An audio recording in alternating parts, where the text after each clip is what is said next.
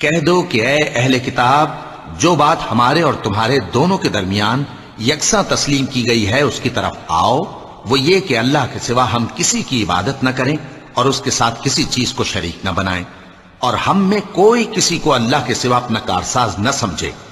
پھر اگر یہ لوگ اس بات کو نہ مانیں تو ان سے کہہ دو کہ تم گواہ رہو کہ ہم اللہ کے فرما بردار ہیں۔ کسی آدمی کو شایع نہیں کہ اللہ اسے کتاب اور حکومت اور نبوت عطا فرمائے پھر وہ لوگوں سے کہے کہ اللہ کو چھوڑ کر میرے بندے ہو جاؤ، بلکہ اس کو یہ کہنا چاہیے کہ اے اہل کتاب، تم ربانی ہو جاؤ،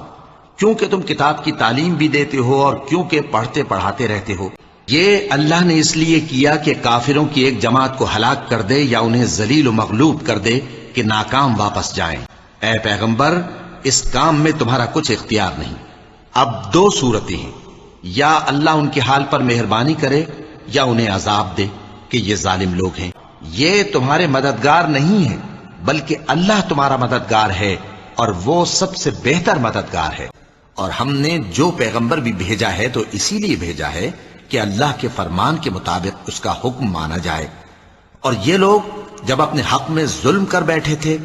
اگر تمہارے پاس آتے اور اللہ سے بخشش مانگتے اور پیغمبر بھی ان کے لیے بخشش طلب کرتے تو اللہ کو معاف کرنے والا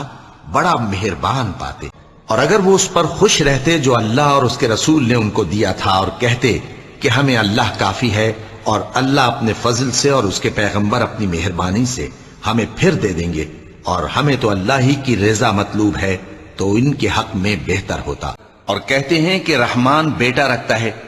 وہ پاک ہے، اس کے نہ بیٹا ہے نہ بیٹی، بلکہ جن کو یہ لوگ اس کے بیٹے بیٹیاں سمجھتے ہیں وہ اس کے عزت والے بندے ہیں،